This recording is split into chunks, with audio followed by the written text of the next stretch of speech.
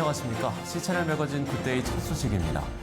복음을 전하는 방법 중 선물 상자를 만들어서 전 세계 아이들에게 선물과 함께 하나님의 사랑을 전하는 사역이 있습니다.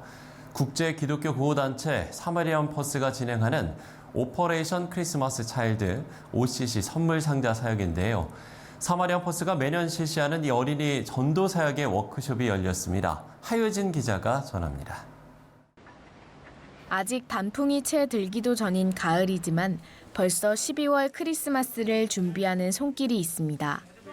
정성껏 접어 완성한 빨간 상자에 인형과 학용품 등 갖은 선물을 채워 넣어 선물 상자를 완성합니다. 지난 9월 29일 기독교 국제구호단체 사마리안 퍼스 코리아가 OCC 선물 상자 담당 리더 훈련을 위한 워크숍을 개최했습니다. OCC는 오퍼레이션 크리스마스 차일드의 약자로 후원자들이 직접 고른 선물을 담아 선물 상자를 만들고 이를 전 세계 어린이들에게 전하는 사마리안 퍼스의 어린이 전도 사역입니다. 서울 예한교회에서 열린 이번 워크숍은 올해 크리스마스를 앞두고 본격적으로 OCC 선물 상자 준비를 시작하기 위해 열린 것으로 OCC 선물 상자에 대한 소개부터 해외 선교 프로그램에 대한 노하우를 공유했습니다. Program that we do every year that I believe has the largest ministry impact is our annual Operation Christmas Child program. OCC 선물 상자 사역의 특징은 단순 선물 나눔이 아닌 복음 전파에 있습니다. 선물을 전달받은 아이들은 어린이 제자 양육 과정인 가장 위대한 여정에 참여할 수 있게 됩니다. 현지 교회나 협력단체와의 연계로 진행되는 제자 양육 과정을 통해 어린이들은 선물 상자보다 더 큰 복음을 배우게 됩니다. 이번 워크숍에는 어린 시절 OCC 선물 상자를 전달받고 예수님의 사랑을 알게 된 주인공이 자리해 은혜로운 간증을 나누기도 했습니다. We were going to receive gifts from people that wanted us to know how much God loves us. To me, that yo-yo represented hope. Hope that someone cared, and hope that God would not leave me at the bottom, broken and alone. 1993년부터 지금까지 이어지며 약 2억 명가량의 어린이들에게 선물과 복음을 함께 전한 OCC 선물 상자 사역. 선물 상자와 함께 가장 위대한 선물 복음이 전해져 전 세계 어린이들이 예수님의 사랑을 경험하길 기대해 봅니다. C채널 뉴스 하유진입니다. 지난 9월 22일 한국미술인 선교회가 주최하는 제30회 대한민국 기독교 미술대전 시상식이 서울 인사동 마루 아트센터에서 열렸습니다. 그림과 공예 등을 통해 하나님의 사랑과 은혜를 표현한 천여 점의 공모작이 접수됐고 이 가운데 골든 십자가상 3명을 포함한 53명이 수상의 영예를 안았습니다. 한편 한국미술인 선교회는 그림을 통해 하나님의 사랑을 나누고 선교 사명을 감당하는 모임으로 올해로 30주년을 맞이했습니다. 2022 함께 걸어요 마이 오케이 행사가 지난 3일 서울 일대에서 열렸습니다. 마이 오케이는 내가 사는 곳 반경 5km라는 의미로 주위 도움이 필요한 이웃을 섬기는 문화를 만들기 위한 캠페인입니다. 서울광장에서 출발한 참가자들은 숭례문과 서울역 광장을 거쳐 전쟁기념관까지 걸음을 이어가며 이웃을 위한 사랑과 나눔을 다짐했습니다. 2019년부터 시작된 이 걷기 운동은 국내뿐 아니라 해외 103개국에서도 진행되고 있습니다.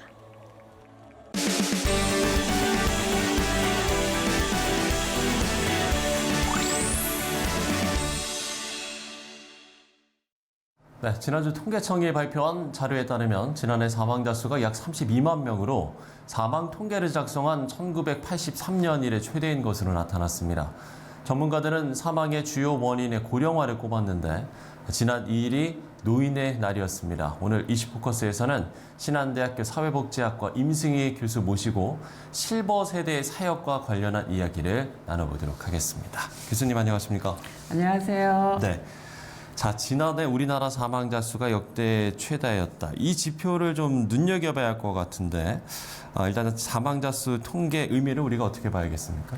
네, 지난해 2021년에 사망자 수가 31만 8천 명으로서 가장 예. 높게 나타났어요. 12,732명이 증가했는데 60대 이상 고령층의 사망률이 증가를 했고요. 네, 네. 예, 특히 80대 사망자 수가 가장 높은 것으로 나타났습니다. 예. 그래서 이러한 그 고령층의 면역력이라든가 또 건강상의 문제, 또 특히 이제 코로나 상황이어서 그렇죠. 이렇게 사망률이 높게 나타났다고 할 수가 있겠는데 노인층에서는 그러한 그 것들이 더 취약하다라고 할 수가 있겠습니다. 예. 자, 이렇게 지난해 사망자 수 통계 의미를 저희가 짚어봤고요. 우리나라는 그 어느 나라보다 고령화 사회 진입 속도가 빠르다고 하는데 이 고령화 사회라고 하면 통상 어떤 기준을 이야기를 하는지 시청자들의 이해를 돕기 위해서 이 부분도 설명을 해주시면 좋을 것 같아요. 네, 우리나라는 이미 고령 사회에 진입을 했는데요. 네네. 고령화 사회다 하는 것은 인구 전체의 노인 인구 비율이 7% 이상이면 고령화 사회이고요. 7%. 네, 예. 그리고 14% 이상이면 고령 사회. 고령 사회. 네. 그 다음에 20% 이상이면 초고령 사회로 분류한다라고 할 수가 있겠습니다. 근데 우리나라 같은 경우는 이미 이제 고령화 사회는 지났고요. 네. 2000년도에 노인 인구 비율이 7%를 넘어섰어요. 그리고 고령화 사회로 이제 진입했고 2000년도에 2018년도에 14%가 넘어서서 예. 고령 사회가 되었고요. 예상하기로는 2026년에는 20%를 넘어서 초고령 사회로 진입할 것으로 예상이 되어지고 굉장히 빠른 속도로 초고령화 사회로 가고 있다라고 하겠습니다. 예. 사실 이 고령화 이슈는 비단 우리나라만의 문제는 아닙니다만 이 고령화 속도가 말씀을 해주신 대로 세계 최고인데 비해서 노후 준비는 세계 최하 수준이란 이 사실이 좀 가장 큰 문제이지 않을까 싶거든요. 네, 맞습니다. 많이 이제 건강도 하시고, 예. 그래서 요즘에 이제 100세 시대를 바라본다고 하잖아요. 그렇죠. 그래서 이 장수사회가 되어졌는데, 이제 문제는 장수사회로 가면서 여러 가지 어려운 문제들이 또 예상치 못한, 준비되지 못한 부분들의 노후 생활에 있어서의 문제점들이 발생되어지는 예. 우리나라가 그 노인 빈곤율이 참 높습니다. 그래서 이렇게 특히 노인 세대의 고령의 노인분들은 거의 뭐 부모로서 이제 자녀들에게 이제 노후 생활을 도와줄 것이다라고 기대했던 세대고 또 자녀들 또한 또 여러 가지 사회 경제적인 상황으로 인해서 여의치 않다 보니까 또 물론 마음으로는 노인 부모님을 잘 봉양하고 싶지만 또 상황이 그러다 보니까는 노인 세대를 잘 돌보지 못하고 그래서 이렇게 빈곤에 노출되어지는 노인들이 많이 있게 되시고요. 또 요즘에 이제 어르신들이 또 혼자 지내시는 또 독거노인들이 또 많이 늘어난다고 여러 가지로 또 사회에서 또 많이 얘기들 하시잖아요. 예, 그런 것처럼 또 독거로 살아가시게 됨으로 인해서 외로움이라든가 또 외로움이라든가 또 소외감 이런 것들을 느끼게 된다라고 할 수가 있겠고요.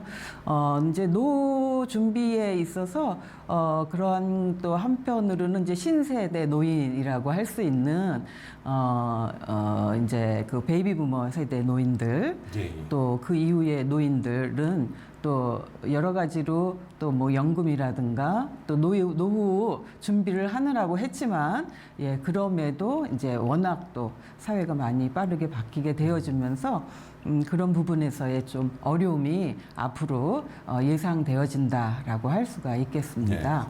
이런 이슈들을 이게 사회적인 문제뿐만이 아니라 이게 교회 내에서도 고스란히 이런 문제들이 발생할 것 같거든요. 실제로 노인 목회의 필요성이라고 해야 될까요? 이런 거에 대한 교회 내에서의 인식 정도는 어떻습니까?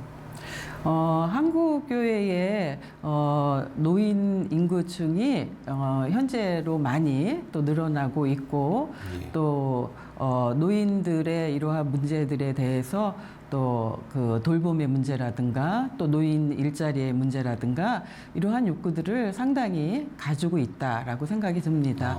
예, 국가에서는 뭐 여러 가지 정책을 통해서 또 노인들이 일할 수 있는 또 노인 일자리 사업이라든가 또 이러한 것들을 많이 제공하고 정책적으로는 노력은 하고 있지만 국가 재정이라든가 국가에서 하는 또 노인복지관이라든가 이런 것을 통해서 하는 것들은 어느 정도 좀 제한성을 가지고 있다라고 할 수가 있겠어요. 이제 그런 면에서 좀 더 이제 그 교회 안에서 믿음의 공동체 안에서 그러한 부분들이 앞으로 조금 더 필요하지 않을까 이런 생각을 하게 됩니다. 근데 이제 교회를 이렇게 돌아보게 되어지면은 노인층을 저는 한번 두 가지 층으로 한번 나눠볼 수 있다고 생각이 드는데요.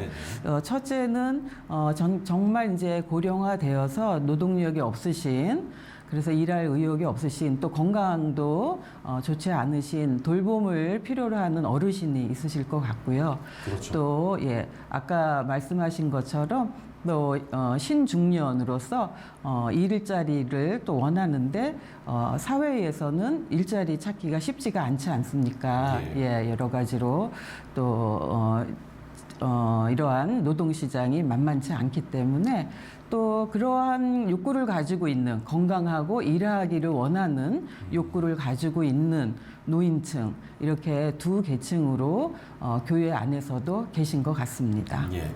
전문 사역자도 필요한 시점이지 않을까 싶은데 전문 사역자 양성 현황이라고 해야 될까요? 어떻습니까? 전문 사역자는 물론 이제 교회 안에서 일을 하기 위해서는 기독교적인 투철한 사명감과 신앙이 우선 기본적이 돼야 된다라고 생각이 듭니다.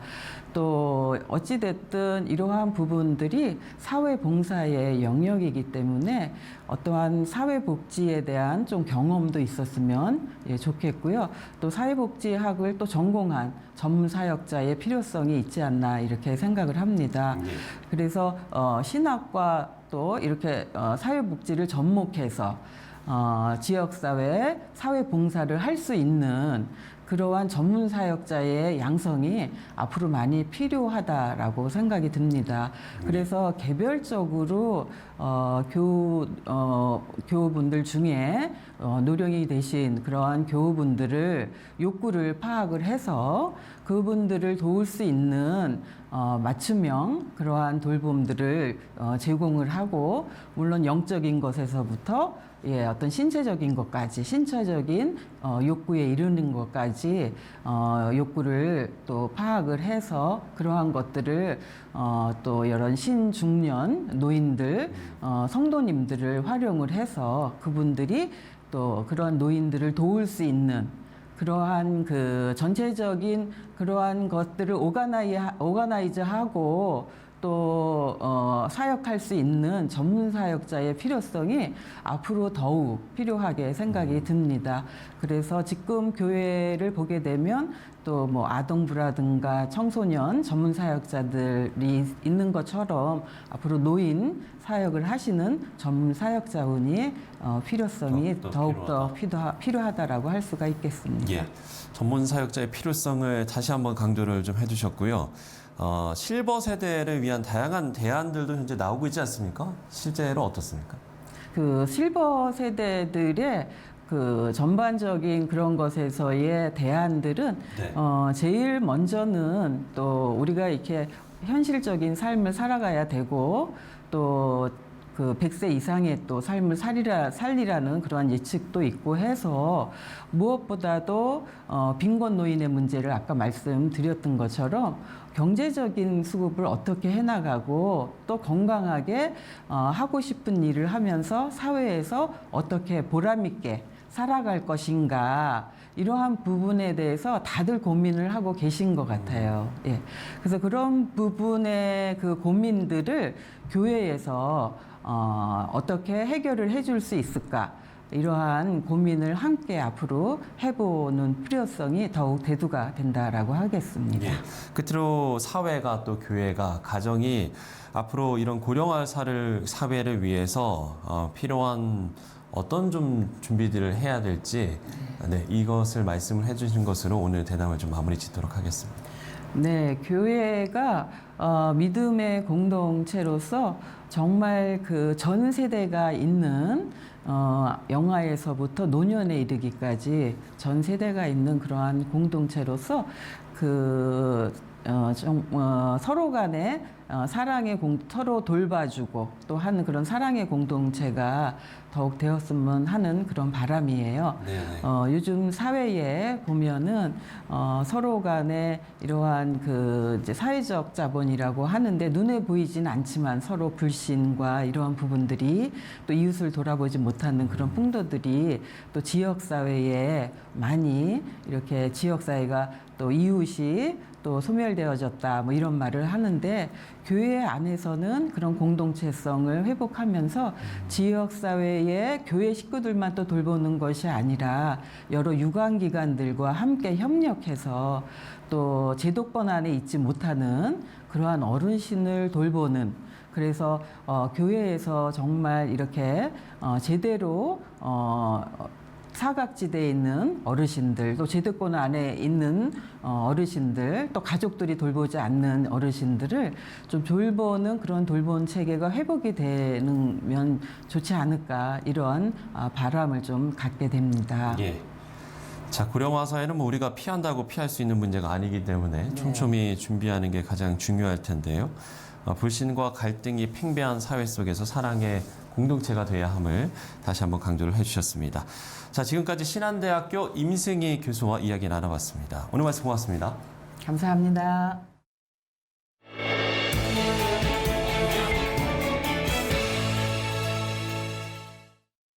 네, 노년 세대가 당면한 문제들은 우리가 맞이할 미래의 과제이기도 합니다. 시대가 요구하는 교회의 역할이 있습니다. 노인 세대와 어떻게 동행할지 적극적으로 모색하고 목회적 대안이 제시되어야겠습니다. 시채널 매거진 굿데이 오늘 순서는 여기까지입니다. 시청해주신 여러분 고맙습니다.